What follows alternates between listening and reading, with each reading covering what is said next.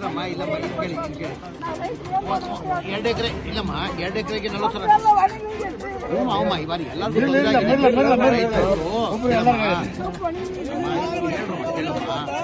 ರೈತರು ಈ ಬಾರಿ ಒಂದು 5 ತೊಂದರೆ ಆಗಿದೆ ಇಲ್ಲ ಅಂತ ಇಲ್ಲ. ಅದಕ್ಕೆ ಮನೆ ಮುಖ್ಯಮಂತ್ರಿಗಳು ನಮಗೆಲ್ಲ ಕಳಿಸಿದ್ರು, ಅದಕ್ಕಂತ ಬಂದಿದ್ದೀವಿ. ಆಯ್ತು ಮಾಡುವ, ಏನೋ ಒಂದು ಮಾಡುವ ಕೇಳಿ.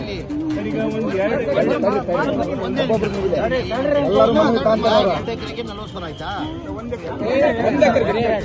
ಮಾಡಿದ್ದೀರಾ? ಇನ್ಶೂರೆನ್ಸ್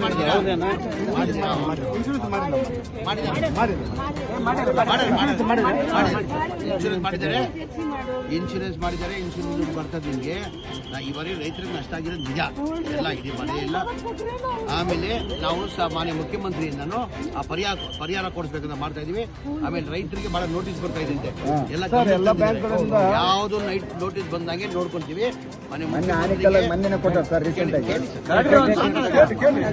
ಅದೇ ಹೇಳ್ತಾ ಇಲ್ವಾ, ಬೆಳಗಿನ ಅಲ್ಲೇ ಇದ್ದೀನಿ ನಾನು, ಡಿಜಿಟಲ್ ಮಾಡ್ತಾ ಇದ್ದೀನಿ. ಎಲ್ಲ ರೈತರಿಗೆ ಒಂದೇ ಕಂಪ್ಲೇಂಟ್ ರೀಚಾರ್ಜ್ ಟೈಮಲ್ಲಿ ನಮ್ಮ ನೋಟಿಸ್ಗಳು ಕೊಡ್ತಾ ಇದ್ದೀವಿ, ದುಡ್ಡು ಕಟ್ಟಕ್ಕಾಗಲ್ಲ ಅಂತ ಹೇಳಿದ್ದಾರೆ. ಮಾನ್ಯ ಮುಖ್ಯಮಂತ್ರಿ ಹತ್ರ ಮಾತಾಡಿ ನೋಟಿಸ್ ಬಂದಾಗ ನೋಡಿ ನಿಮ್ಮ ರೈತರ ಸಾಲ ಮನ್ನಾ ಮಾಡಕ್ಕೆ ಪ್ರಯತ್ನ ಮಾಡ್ತೀವಿ.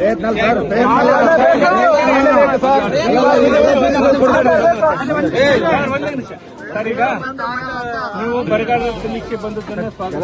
ನಂಬರ್ 1. ಎರಡನೇ ವಿಚಾರ, ಇಡೀ ಕರ್ನಾಟಕದಲ್ಲಿ 31 ಜಿಲ್ಲೆಗಳಲ್ಲಿ ಅತಿ ಹೆಚ್ಚು ಕಮ್ಮಿ ಮಳೆ ಆಗಿರೋದು ನಮ್ಮ ಬರಗಾಲ ಡಿಸೈಡ್ ಆಗಲೇಬೇಕು.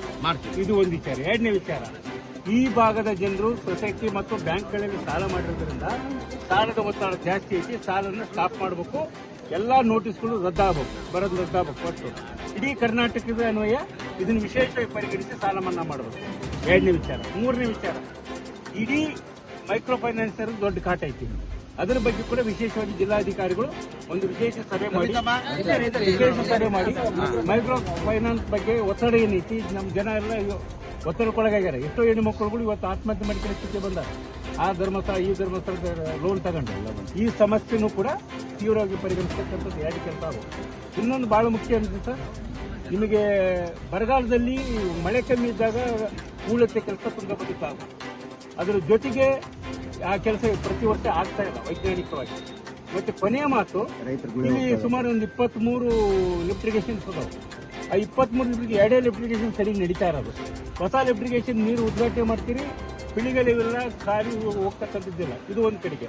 ಇನ್ನೊಂದು ಬಹಳ ಪ್ರಮುಖವಾದ ಸಮಸ್ಯೆ ಈ ಭಾಗದ್ದು, ಮರಮನಹಳ್ಳಿಯಲ್ಲಿ ಈ ಡ್ಯಾಮ್ ಕಟ್ಟ ಹೊತ್ತಿನಾಗ ಜನ ಸ್ಥಳಾಂತರಗೊಂಡಾರ. ಅವ್ರು 2 ಎಕರೆ 3 ಎಕರೆ ಅಲ್ಪಸಂಖ್ಯಾತರು